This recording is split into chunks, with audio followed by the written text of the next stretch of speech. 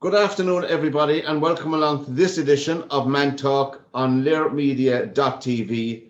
And our usual email pertains, that's info@learmedia.tv. And this program is what it says on the tin, Mantalk, what are affecting men in today's society and the challenges they face and all of that. Martin Lennon, welcome along. Hi, Pat, how are you? Panelist. Today is a special day for us here in Mantalk because we have Mr. Dave Sheahan along. Welcome, Dave, to the show, and you're most welcome. How are you doing? Thanks for having me. And Dave Sheahan is a high-performance consultant, mind, body, and I suppose we're counting the spirit there as well. That's important as well. It's an important element as well, yeah. Mind, body, health, spirit. We're both physical and spiritual, physical and mystical, whatever people want to describe us. But Dave, tell us a bit about what you do yourself, you know? Sure. I've worked in this industry for the last 25 plus years. What I work on especially is putting an emphasis on regaining control of the mind, body, health area of one's life. Because for most people, you know, we're living in a very hamster wheel type world, very stress-induced world, and people are just like going 100 miles per hour. And most of the time it means that they're neglecting themselves. So I put a big emphasis on regaining control of that area because your mind's the control tower. So it's important to get control of that area for many reasons. It's important to have control of your body in terms of your own self-image and how you want it to look and how you want it to feel and perform. And it's important as well then to have good optimal health. So, you know, for longevity, for fighting disease, for everything, you know, we need to have a focus on health. And, you know, for far too long, there isn't enough focus on health. So I work with people to get control of mind, body, and health, and then that has a positive impact on every other area of their life without even focus on them. Because when you feel good in yourself, all the other areas just automatically improve. So that's kind of the key area that I put a huge amount of effort and passion into. And for people who are looking at this show now, Dave, later on, how would they contact you to I suppose, to hook up with you and to find out how you can be of assistance to them? Sure. I put out a load of stuff across all social media. Like I'm on every single one of the different platforms. So if you just put my name in to even Google or any social media, you'll find me. And just remember, it's SHEA, not the SHEA or EE. That's the only difference. We're not that grandiose from Cork where I come. It's a double E we have, a plain old double E. We've the special spelling. Now, when I was speaking to you, went to Mountain during the week, we were just talking about the show coming up, you know, and I suppose there are a few issues, there are more than a few, but obviously each program will be only able to cover one or two items and maybe three items if we're lucky. But I suppose to start the ball rolling, there has been a lot of discussion in the media about this murder that happened over in Britain, and it's horrific. Any murder of a human being is always horrific. And particularly poignant is a murder of a human being who are cut down on their own, strolling away home, not very far from her own home, and she was taken and murdered. And obviously, we cannot say much more than that because there's an ongoing investigation, but it's horrific as well. And it brought up the whole issue, I suppose, of women on their own, but also, we're not dismissing this by any manner of means now, but most of the people who are attacked at nighttime and the weekend are men. We're not minimizing this murder by saying that. We're just stating a factual thing, Martin. What do you think of this? There's been a huge backlash, and rightly so, against men for attacking women. But do you think it's a bit out of proportion when you look at the statistics? Yeah, I mean, most men at the weekend or Friday night or Saturday night are attacked by fellow men, you know. What's happening here from the outset, what's very shocking is that it was somebody in the law and a police officer, you know, that was involved in this case. But beyond that, I mean, it's, you know, you have certain agendas, you know, being pushed, of course, at the same time. At the same time, you do have to listen to women when they're saying, like, you know, they feel uneasy at nighttime. Like you hear some women, I was reading during the week that the boyfriend can go for a walk or go for a jog, and they feel uneasy going for a walk or jog at nighttime, or they have to clutch their keys while they're walking to their car, or hold their bag tight as well, you know. You have to listen to what they're saying as well. But I don't know what you thought about it yourself, Pat and Dave, you know. What do you think, Dave, about this whole issue came up about safety of all, but particularly Yeah. women? No, I think it's hugely important issue, and of course it's horrendous what happened, and these things shouldn't happen. But I think if you take, like we said, guys are always being attacked as well, but you hear so little about it. So I think a lot of things are perception, a lot of things are your own expectation, and if you're constantly hearing as a female that it's dangerous, and you're going to maybe get attacked, and be prepared, and maybe you shouldn't go out. It gets into your head, and that maybe you shouldn't go out, and then you feel less safe, and it creates. It's not a false impression of a lack of safety, because look, there is danger in being outside and walking certain places in every town and every city, and there always has been. It's just I think there's so much more kind of consciousness and awareness, and media-driven information of that this becoming like it's a way bigger thing now than it's ever been. When I think the main difference is if you take a couple of decades ago, it was more people never thought about it. It's so different than people leaving kids out. When I was a kid, we went out, we were gone pretty much all day. Parents never worried where we were; they just assumed we were okay. And it was the same with women walking in the 1960s, 70s, 80s, 90s, and the same with men walking, the same thing. Didn't mean that no one was attacked. Of course they were attacked, but now there's just so much awareness, and definitely there needs to be a more focus on the fact that it is men being attacked as well as women, not just women. Yeah, I suppose that can be lost in all of this, and not take away from the horrific event. But I suppose you would. I mean, I would go out for a walk at night. I live in Shannon, and it's small. Shannon is relatively safe, anyway, thank God. But now, and since this event, I've been noticing, normally you go out for a walk at night and you wouldn't notice passing people, just wouldn't take any notice. You'd say hi if they knew you or whatever.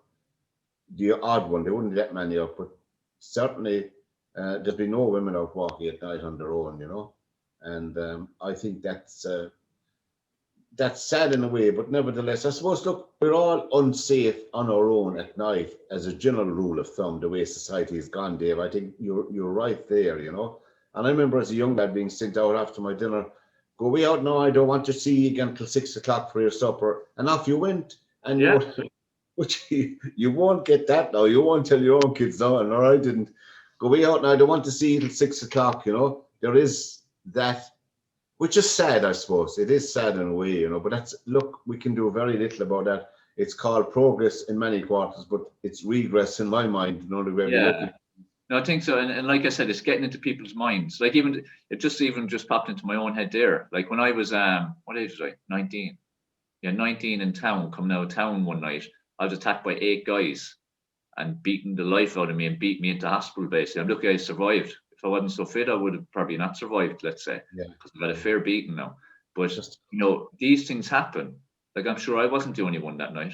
I certainly wasn't in the hospital. There was loads of them, and it was a lot of guys, but of course there's some women as well. So it's just, look, there's just so much fear mongering about so much stuff, and this is another one of them. Of course, there needs to be an awareness, and needs to be an awareness of people ideally not being on their own if they can avoid it, but if they are, pick certain areas, certain times. But it's like even the suggestions of, women stay at home after 6, or guys, maybe you shouldn't go out after 6. Like, it's ridiculous. Like, we have to live our lives as well.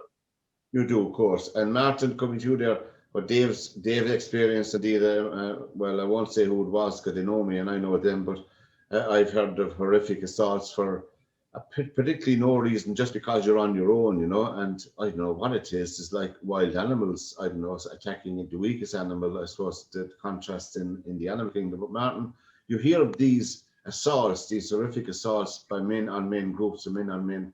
But then, of course, on the other hand, then, if the odd case that goes to court, you have a whole plethora of people standing up in court and making excuses for the assault, ignoring the victim, making excuses. Oh, it was a drink, Your Honour.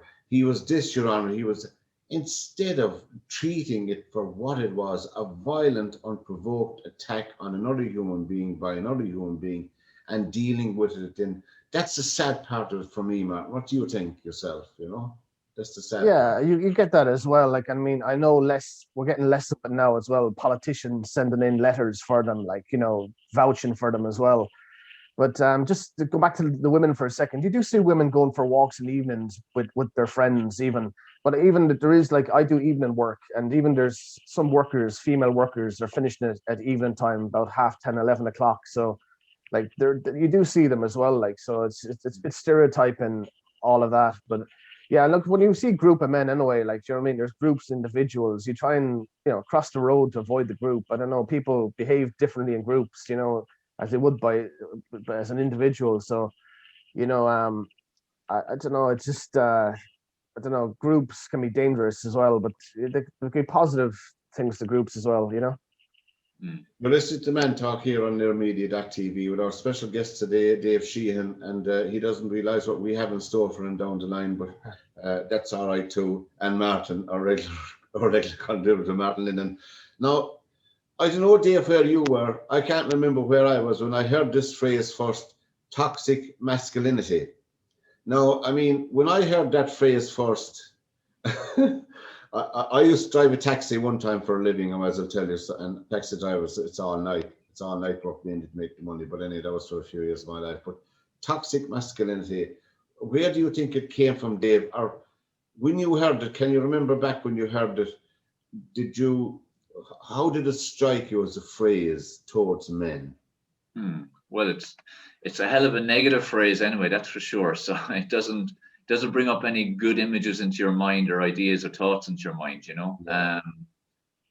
Again, it's like a lot of things at the moment. There's a lot of things that were normal now that are being under attack, and some things justifiably to some degree, but a lot of things not justifiably. And it's like the whole masculinity thing is under an enormous attack. And like some of the stuff I've seen, for instance, in the fashion industry is pretty shocking in terms of like the demasculinating of men basically, and trying to make what was incredibly unacceptable before very acceptable now. And look, there's a middle ground that's okay, and and self-expression on that side, but it's like I see a lot of things right now. There was one side and another. Now it's going so polar opposites. Like things are going way extreme, and they're going way extreme way too fast as well. And it's happening again with the demasculating of men, like that, the toxic masculinity side, and many other areas. And the reins needs to be pulled a bit on it, because it is definitely getting out of control. And Martin, when you hear that phrase, toxic masculinity, obviously, as I agree with Dave there, saying it conjures up evil and negativity against men, all tarred with the same brush, which is very unfair, really, Martin, isn't it? Yeah, I mean, they're just talking about kind of, what people's perceptions are of men. There's different types of men, but there's different personality types then as well, for men, males and females. Yeah, they just talk about, see, a lot of it is linked. I mean, I was just reading about it here. Like, I mean, even they say it was part of the men's movement in the 1980s in America. They actually formulated the term toxic masculinity.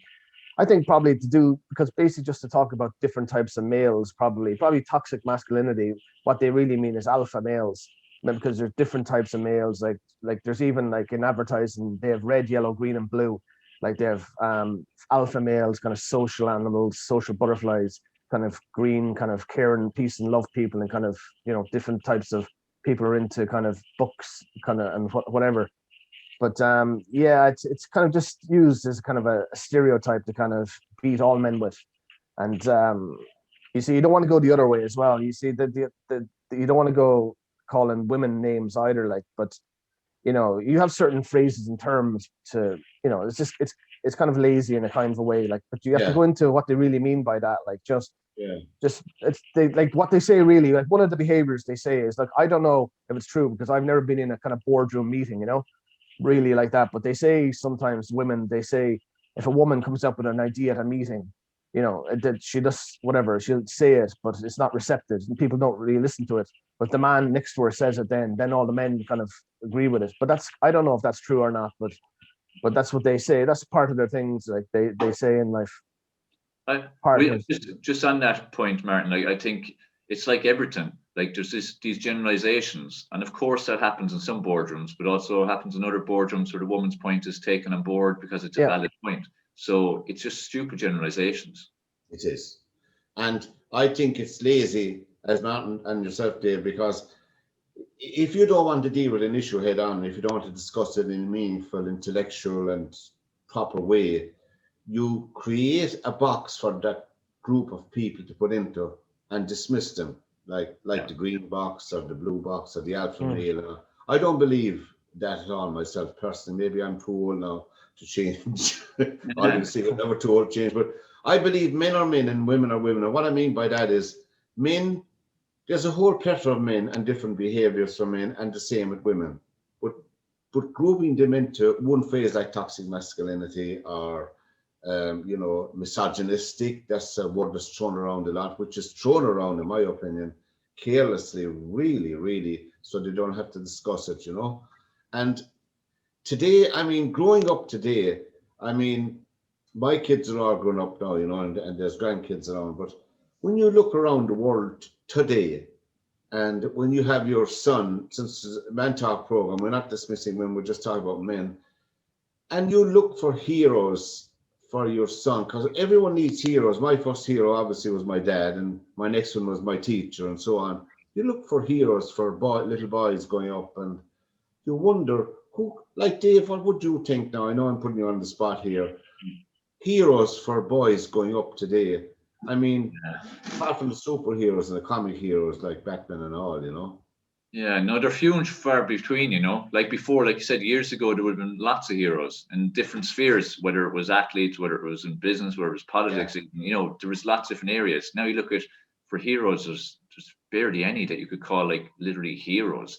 People now are conditioned to look at celebrities and famous people, and it's more because they're celebrities and famous people rather than what they're doing, the way they're living. Like it's like for me, I do my best to try to be a hero for my son, because like that, he needs some kind of role model, and I try to be. What age you say? He's 15, so he's in that. Oh, God, a challenging, awkward age. Yeah, challenging age now. He's neither a boy nor a man. Yeah, and this, in this age as well, it's a hard one. Like it is definitely a hard time to grow up with so much, crazy stuff going about, so many crazy agendas being pushed. I know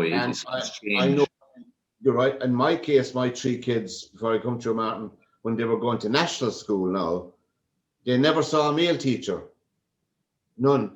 They knew. And now I'm not making a criticism of female teachers, like, please, before people start emailing. I'm saying they only had female teachers right up all through their classes in national school. They didn't meet a male teacher till they went to second level.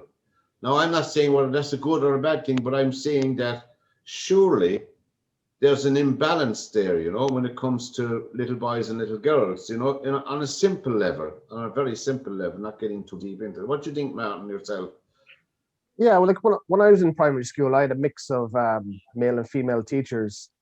So I think it should be like that, just to represent kind of 50-50 split in society, like, and it's just better all the way. Like, well, you see, I would even go further. Like, I know people have their own thing, but I think in secondary school should be male and female as well. I know people have choices, and I know girls can do better in girls' schools as well.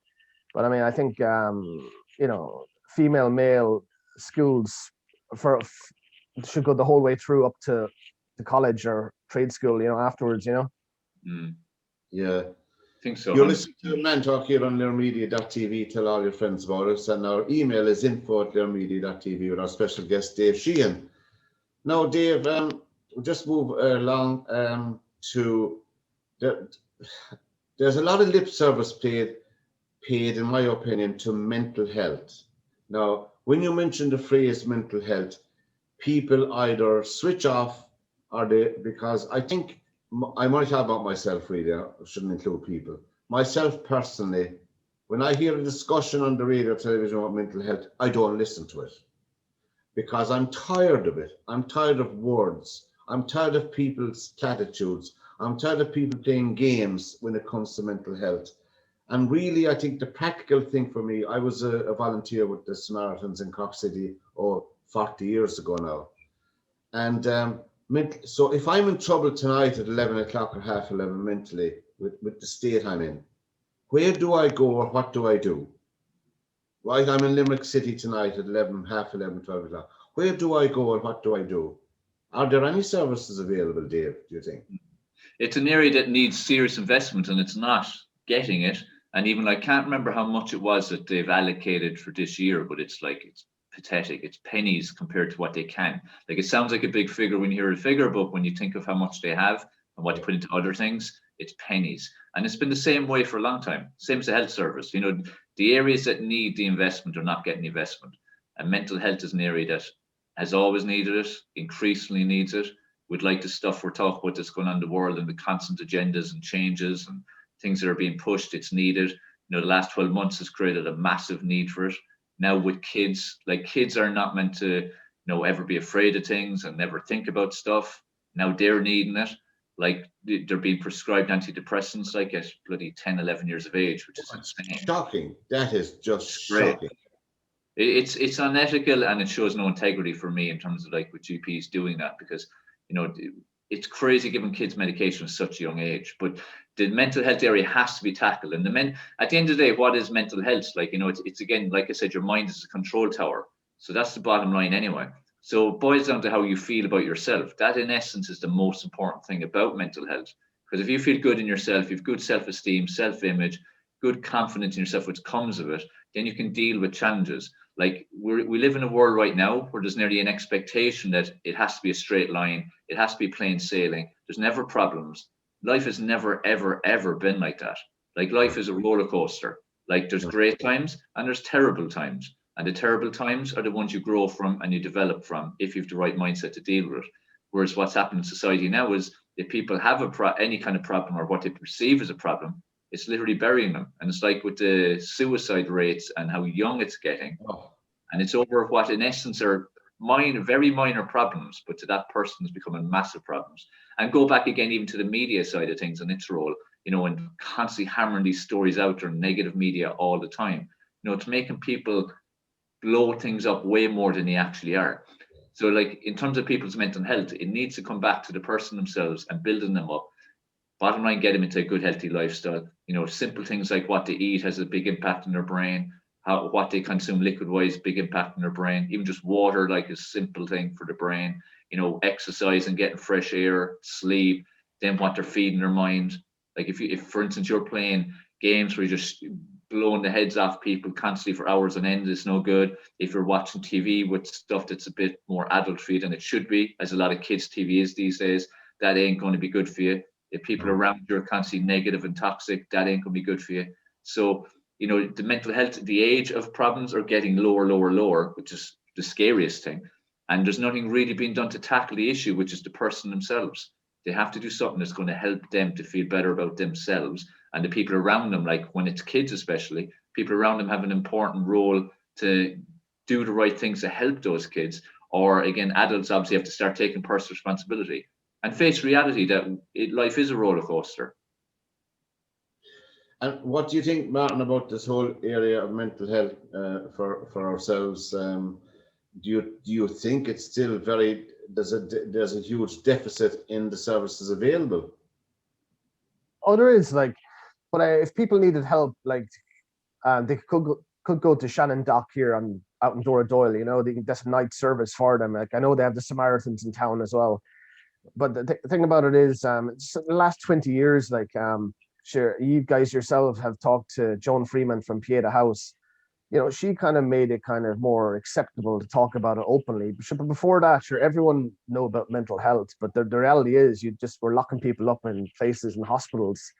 But for years ago, like I studied some of the history of the health histories in Ireland, and 3 years ago, like hundreds of years ago, people would go into kind of day clinics or hospitals, or they'd stay there for a night or two or a few nights and have food and shelter, and they'd go back to their own homes again, you know. But it's just in the last 20 years now, it seems to be a global, people talking about mental illness and mental health. And some of the movies have helped as well, like that movie Girl Interrupted with Winona Ryder as well. And some of the movies have shown you different aspects of mental health, with schizophrenia, with Russell Crowe in the movie A Beautiful Mind. You know, they show you what he's going through, you know. And like as we see him with Rain Man as well, and in the movie with Dustin Hoffman, you know, with autism, you know, some parts of autism, like, and some great documentaries around mental illness and mental health as well. You know, of course there can be more services, you know, but you know, that will have to be done in the near future. Yeah, I suppose the first thing parents should do, it's easy for me to talk to, I'm a grandfather, but in my opinion, no child going to national school and I mean this sincerely, male or female child, should have a phone. Nobody. They should have no phones at all. That's my opinion. I know what you think, David.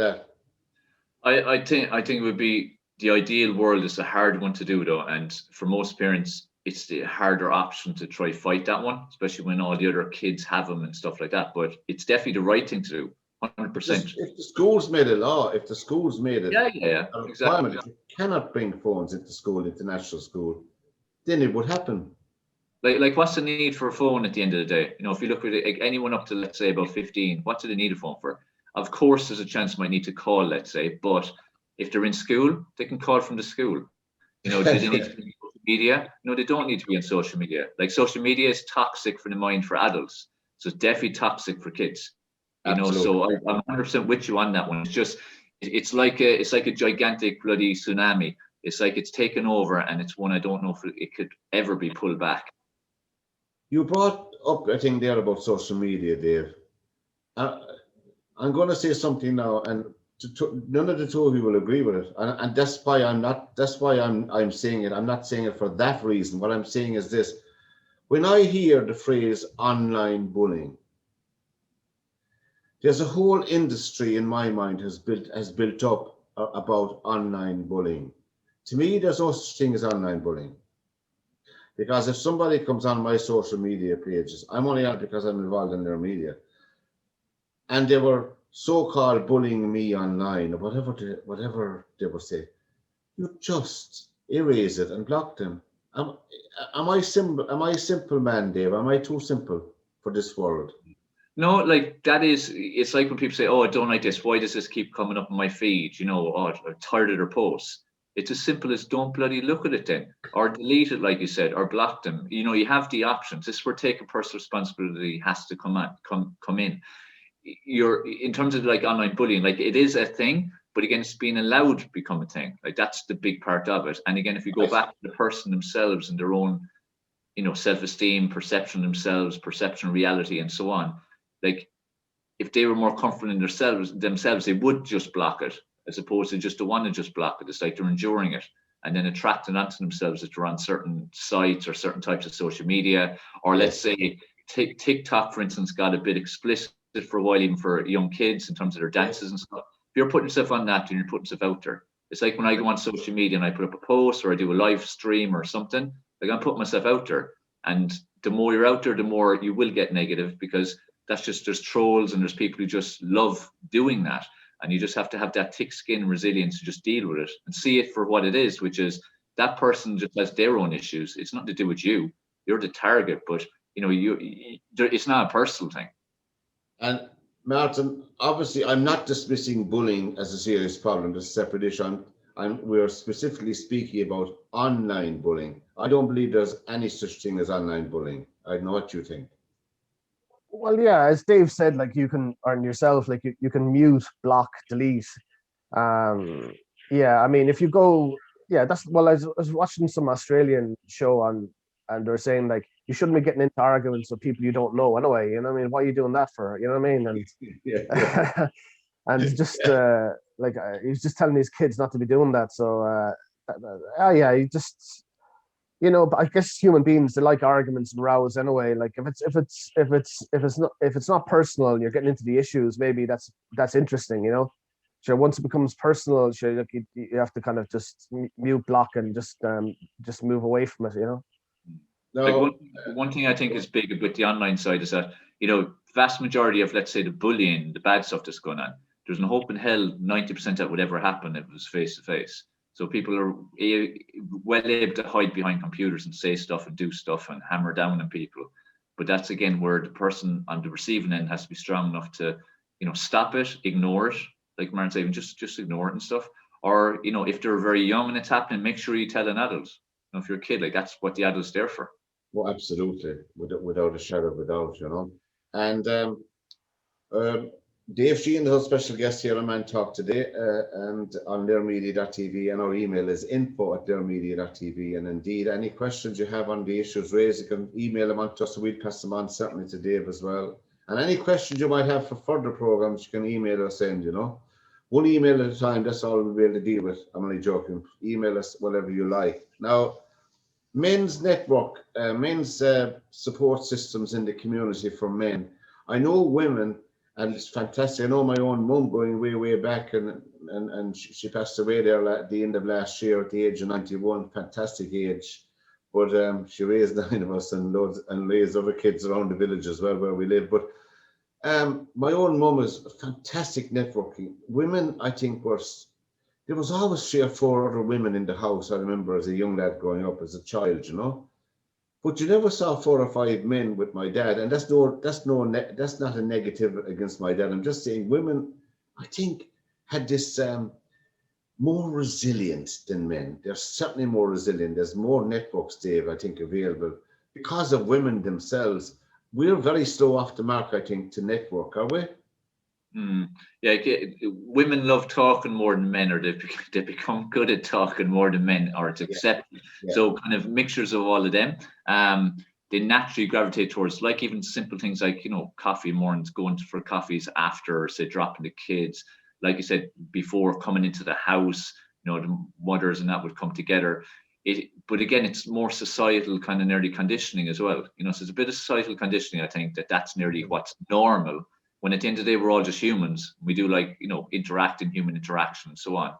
Just the problem with guys is that, we're taught nearly to just get on with it, just do things, don't talk about stuff. It's like we said, with mental health and emotions. Yeah. Well, we're not meant to talk about that stuff. If you talk about that stuff, you're weak, supposedly. Like you're meant to get on with it. You're tough. You're, like we said earlier, alpha male and this type of idea. So I think because that's been around for so long, it's a big reason why guys don't interact. You wouldn't see guys calling around to a house, or even like a phone call. Like we said earlier when we were chatting, or yesterday when we were chatting, a guy's phone call might be a couple of minutes, 10 minutes max. Women can be on the phone for a couple of hours. They could. Don't I know it myself when I was married? But, I'm not very negative about the bill or anything. You were on fixed things. But anyway, Martin, what do you think? Is there... I mean, the men's sheds, I suppose, have been an innovation for men. Martin, do you think? Yeah, like they started a few years ago in Australia, and they've got a lot of men to work together. Like they usually work on projects with whatever they're into, and they work in sheds. But as people are men, boys are younger, like they have friends, and they usually have a best friend, and they hang around at each other's homes and sleepovers, and they play in hurling teams as well, so there is that going on early on. But as boys get older, it seems to fade away or something. It seems like the men kind of turn into Clint Eastwood or something, like they seem to be on their own or something. But well, unless then they meet someone, but I think the men's sheds played a great role. There's a few now here in Limerick, and I'm guessing Clare as well, and Cork. And but I guess you have to be into, you were saying before, Pat, like you have to be into whatever they're into. Like if you're into certain, like into carpentry or something, whatever you're into, you have to be into that yourself, I guess, Well, certainly the men's sheds have indeed. I know a lot of men that avail of them. Myself in Shannon, I know who's people the one in Shannon, and it's a fantastic outlet for some people, and I think it's great. I suppose, Dave, there is the beginning of men being more aware now, and from not my generation, but certainly from your own generation, that there's more awareness. Really, I think you see a lot more men hanging around together now as well. Which is a good thing. Yeah, no, it's definitely more awareness, definitely more of a push. Men have become a lot more open. Now, it's a long way to go compared to what they need to be ideally, but definitely become more open, definitely more willing to ask for help. As you said, congregating together and stuff a lot more. Like a sanctuary for guys, a lot of time was always a pub. Like that was the one place where, guys got together and had a chat and got a bit of stress relief from being at home and stuff like that. And that was important, as well as like sporting occasions, like going to matches or, doing coaching with teams, kids teams, adults teams, and so on. So there's been various outlets over the years, and it has definitely improved. It needs to keep going. It's like Martin was saying, like when we're kids, we hang around with friends, we play sports, we hang out in each other's houses. It's like when I was a kid, again, like that, you'd only be at home to eat. You went out and you played with whoever the hell was out there, and you played ball, you played whatever. So we're all social beings. And again, this is where the sex doesn't really matter. At the end of the day, we're social beings. We like human interaction. We like having a laugh. We like chatting. We like meeting new people. It's just natural. It's normal. But as I said, this is where the kind of stereotypes comes in, and this is where some social conditioning comes in, and we need to break this. So Yeah. the men's sheds and all these kind of things and initiatives, they need to keep being driven on and on and on. Like the biggest problem, I suppose, like we said earlier, we're funding. There's so little funding, and most good things that are going on, it's done by normal people giving up their own time and volunteering. It's like even with the Samaritans and these type of things, or the watches around like the Shannon River and in Limerick City and things. Like it's just normal people giving up their own time. That shouldn't be the case. Like these things should be funded. There should be money put into this to make these services available, a lot more of them. Mm-hmm. And when we were just speaking yesterday. I was speaking to with Dave on the phone yesterday, and we're talking about men. You're thinking about things that we can do ourselves as men that doesn't cost any money, that is free to do if we just set our minds.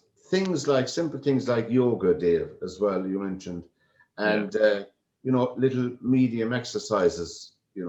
I mean, sometimes people need guidance through that even. Yeah. Yeah, like yoga would be another example of even the way things have changed. Like if you take yoga, was always seen as definitely a female orientated thing, and just people who were just very much into mindfulness, which was always seen as a bit airy fairy. And I remember Roy Keane came out whenever that was that in probably mid-90s, saying he was doing yoga. And of all the people to say he was doing yoga, it was like, what? Well, he did an awful lot of men's yoga. So he did huge things. Like I remember it was shocking, and it ended up coming out that Manchester United as a squad were doing it. Now yoga is standard for any sporting person. They realize how important it is, and it's become very mainstream. A lot of guys do it, but it just takes again that little push to make it normal. Because again, it's just an activity. It's good for you. It's good for de-stressing. It's good for stretching out your body. Good for preventing injury. That doesn't matter again what sex you are. So it's these types of walls that need to be broken down to make these things that are normal for both sexes, and for more and more guys to get involved in these things. Do you know, I had forgotten about Roy Keane saying that. Now that you mentioned it, I remember at the time when he came on the television and radio that he was doing yoga, which is nearly 30 years ago now. Martin, what about you? Did you ever take up a little bit of yoga? I did the mindfulness actually. I went down to the Buddhist center here on Henry Street. I've went there. A friend of mine, we did that for about an hour. Like you had to close your eyes, and they had a gong, and it was good. All right, it just places you in the present, as to say your senses are living in the present instead of thinking about the past and the future. But it's just remind me of Roy Keane. I read Roy Keane's book, and he was complaining about the cheese sandwiches and the pizzas before a game, and you couldn't believe it. He was asking, "Where's the cereals? Where's the salads? Where's the pasta?" And he got so angry. He just got a pizza box and just went upstairs. But he just well, he's one of my heroes. Of course, being from Cork, he'd actually be one of my heroes. But no, he's done a lot of positive things, and he's been out there. Fair play to him.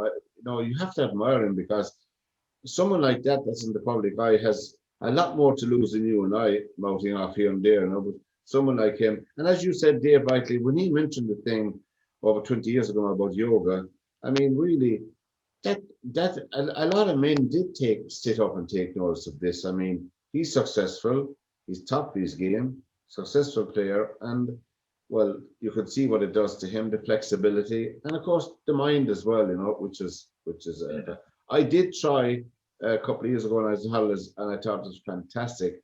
This thing, hot stone therapy, I think it's just fantastic. I don't know if there's any place in Limerick doing it. If there is, you might just email us in here and let us know, because that would be my thing anyway, hot stone therapy. Do you ever do it, David? I haven't done it, but I'm aware of it. And there's definitely a place in Limerick that does it. Like the big thing, it's like Martin was saying there with doing the work in the Buddha place. It's so important just to quieten the mind. The bottom line, we're living in such a hamster wheel world, and the pressure is constant, the stress is constant, which society has created, and people are constantly striving instead of living in the present and just enjoying the now. And we have to start doing that. And that's where activities like that, activities like meditation, visualization, doing yoga, there's different types, and some are a bit more meditative than others. But we need to start doing more of this and press stop and just allow our brain to breathe and let our body rejuvenate, you know. And when you do, like I'm sure, like Martin, I bet you felt your brain work much better, more thoughts went through clearer. You probably got some great ideas. When we press stop, you know, we can achieve so much more. Absolutely, yeah. It just you feel much calmer as well, your mind, and you just feel more at ease. Like, you know, the technology in life is going so fast. I don't think the human can deal with it. It has to kind of, it needs space and time just to kind of take it to kind of just to deal with it all, you know. But it does help a lot, like, you know, and just walking as well, walking, and yeah, good at just even just having activities to do, even to go down to the shop, you're walking from A to B, like, you know, you don't even have to go for a walk. Just think about going to the shopping center or go down to the shop, you're walking, you know what I mean? You're walking to and from, so you're getting your exercise anyway. I guess like half an hour or so a day, you know. Yeah, and I know myself, there's a big transition, of course, as you said, David and Martin. When I had to retire at 65 because in the public service, I had to retire, and the shock to the system when the whole routine is gone. You know, it was there Friday, come the following Monday, when you woke up at the normal time and you realize I have nothing to do, or in your head, obviously, you have nothing to do. And I think it's a bit, life is a bit like that. Actually, you have a lot to do if you really think about it, you know. You can fill up your day with, you know, with things, and you have more time as well to give them if you want to think about it. I could taken up reading a few books that I meant to read, and little things like that. And reading a book as well. I know it's exercise for your brain. I think that's what my dad now is almost 91. And the one thing about his brain, he's kept his brain active, you know, and I think that has helped him physically as well, because he's an avid reader all his life. No matter how many of us were, there was 9 of us in the family, no matter how many kids were around, he always read a book, always read. I think that there was a travelling library out to the village where we lived. We lived 6 miles from Mallow in North Cork, out in the middle of the country, and there was a travelling library going around.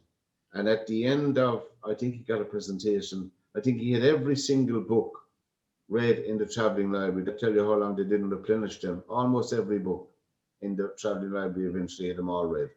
So but I think that helped him today, you know. He's 90 now, obviously he wouldn't be as mobile, but that helped him. That mental capacity to read, avid reader, just a little interest. And it was all Zane Grey novels. Was it Zane Grey? Western novels. I remember them all over the house, you know. But anyway, he gave us all a love of reading as well. He watched television as well, and cycled to work, gave up the motorbike, cycled to work when felt he wasn't fit enough, which was 3 miles, I think, every day and 3 miles home. So I think all of that helps, all small little things like that. We would encourage men, of course, Dave, to do yoga exercises. You can do the simple ones, you know. Yeah. I know at my age I wouldn't be as supple or pliable as a 30-year-old, but nevertheless I'd be fit enough anyway, you know. That's it. Well, I think you bring up a very important point, you know, like you're saying there, especially with retiring age. If you look at the lifespan for the vast majority, you know, they're children, then you go to school, then to bigger school, then to secondary school, then it's like exam times, then they finish the exams, go to college, straight from college, straight to work, and then work for 40, 50 years, flat out, again, as I said, in a pretty mental lifestyle as it is now. Yeah. And then all of a sudden there's nothing. And, you know, it's like your dad's a perfect example of what happens when you do keep your mind active and you do keep your days filled with activities that both you enjoy and also that stimulate you and give you something to do. Like, we have to have a purpose, and it's a very like we're taught to and conditioned to look to when we retire is when life is really going to be amazing. But for so many people it isn't. It's actually literally the time that does literally kill them, because they have nothing to strive for, they have no purpose. And at a cellular level, even, we're growing or dying. So if you're not stimulating your brain, whether it be through crosswords even, or Sudokus, or reading books, or you doing a little side job, or gardening, or growing vegetables, or walking, or whatever it might be. Like the way you'll have some people who do marathons at 90 years of age. They do it because their head's in the right place. Yeah. Like my dad is 70 this summer, and like he's always doing something. Like he took he feels it anyway, and he acts it. Like he's fitter than a lot of 20 and 30-year-olds. but it's because his head's in a good place, because he's never stopped doing something, striving for stuff. And like, I've booked him into marathons and stuff, so he has stuff to strive for. We have to keep stimulating our brain, and retiring should be a wonderful opportunity to then actually enjoy life. But for many people, it doesn't end up being that way. So we have to stimulate. Martin, you're a young lad in comparison to me. I'm just thinking there, we're talking about mental health in secondary school, Martin. I know when I was going to secondary school, there was no talk about that, about challenges like that. Nothing brought up, or no. I don't. Did much happen in your secondary school when you were going there about how to handle these mental issues that might come up, these mental problems? We just got physical health. We had I think double class on a Wednesday. Like we played outside hurling and football, and we played basketball inside. But there was no talk about that like back in the mid 90s. So like from the 90s, from 92 to 97, when I was in secondary school, it was just PE and double class, and just indoor sports. We we did like stretching and training like before we did some of the sporting activities. Yeah. But no, there was no talk of that. Like I don't know if Dave knows, or yourself, if there's any talk of health in school today. Like I had the same experience of. So yeah, we're probably around the same age in school. So going by the years you're saying, like same thing, PE maybe once a week. Definitely no talk about mental health or anything. Even now with my son in school now, they have a thing, I think CB something anyway. There's letters in it, and it's a little bit of kind of, I suppose, talk and a bit of mindfulness, but it's a bit flimsy. It's like 40 minutes a week in that. And like, this is the big flaw of the educational system. Like, it teaches you to, learn answers to stuff, never question anything. And also it doesn't teach you anything that's really actually useful for life. Like, there should be like that mental health programs throughout school, without a doubt, like prepare you for life. When you leave school, you're not really prepared for anything. You're prepared for sitting exams on stuff you've learned off. But you're not prepared for life. Yeah, like resilience, like as you said, getting enough sleep. I know it sounds boring to people. Eating the right stuff, it all feeds into your mental well-being. That's what I'm trying to get at, and that is not in the system. We're not knocking teachers or anyone. We're just saying that there has to be space for things like that in the classroom, because that's where you have a captive audience. You have them from 9 o'clock to 4, Monday to Friday. God's sake, lads, would you just do it? Look at even the PE side. Like my son is a double class on a Wednesday, I think it is. So that's an hour and 15, hour and 20 minutes. That's it. They should be doing PE every day. Even if you take now at lunch times. Like before, when I was a kid, we were doing football, we were doing wrestling, we were doing all kinds of stuff, bulldog, for an hour at lunch. Now they can't do anything because they're too afraid someone's going to claim. There's so many schools out, there's no activities, not even allowed to do activities. I used to go into school 40 minutes before school to play football. So I was playing before school, I was playing at lunchtime, and you play after, and you had your sports. So you were constantly active. But like, because life has become more sedentary and the new generation play computers and phones and all that so much, PE needs to be part of the day anyway. And if you take from a productivity and a learning point of view, like if you do a couple hours of work and then you do even if it was 30 minutes of activity, your brain is stimulated. You're going to digest way more information when you go back in learning. So even it makes sense from that perspective. I know in Japan, from friends of mine that had dealings back in the 1980s even, they have 30 minutes of aerobic exercises. The whole company, whatever company you're working for, that's how you start your day. You don't start your day by sitting at your desk. You start your day by being suitably attired to go through this exercise for 30, 40 minutes. And then you go into work. As you said, Dave, you go into work, you're totally refreshed. Yeah. I've seen some of those, seen videos of that, like hundreds of workers, especially on construction sites and that, hundreds, and they're doing all kinds of jumping exercise and they're the yoga type exercise and everything. Like, your brain's recharged, your body's recharged, like you're thinking better, you're digesting things better, you feel better, because when you exercise, you feel better. So even take from the self-esteem, confidence point of view, it gives you endorphin kick, the mental health point of view. If you feel a little low and you do some exercise, it's guaranteed you'll feel a little better. Mightn't last long, but it'll definitely feel better. No, it might be just that ID that'll give you that that business to cope better for that day anyway, you know, and that's Exactly. all we're talking about. You never had any of those exercises, so Martin. Well, I certainly had. Well, I had plenty football and hurling when I was growing up. It was all outside, you know, in national school anyway. Secondary school, I can't even remember anymore. I don't know. But certainly we believe here on this edition of Mantalk that physical exercise is extremely important, and mental well-being should be part and parcel of the curriculum in all schools, in national schools and secondary school. We think there's a deficit there. Before we finish up on this, Dave Sheahan is our special guest today, and Dave can be found at dreamstoreality1@gmail.com. Is that your email, Dave? That's an email, yeah. So email or any social media, you can catch me. Send me a message anytime. He's all over the social media. We said social media now, not in the Garda station. You won't find his picture there yet, but you'll find him all over social media.